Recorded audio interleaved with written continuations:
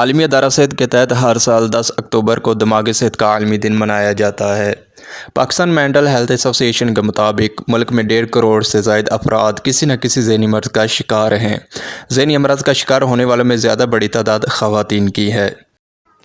پاکستان نوجوان آبادی والے دنیا کے سب سے بڑے ممالک میں سے ایک ہے، لیکن غیر سرکاری اعداد و شمار کے مطابق اس نوجوان آبادی کا بھی 1/3 سے زیادہ ڈپریشن کا مریض ہے۔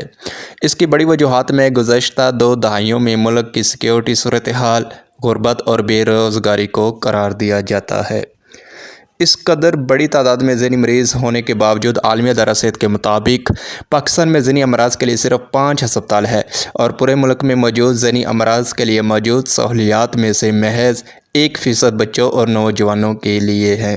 دنیا بھر میں مانے جانے والے معیار کے مطابق ہر 10,000 کی آبادی کے لیے ایک ماہر نفسیات ہونا چاہیے، تاہم PMA کے مطابق پاکستان میں ذہنی مریضوں کے علاج کے لیے صرف 400 ماہرین نفسیات ہیں اور بچوں کے ماہرین کی تعداد اس سے بھی کم ہے۔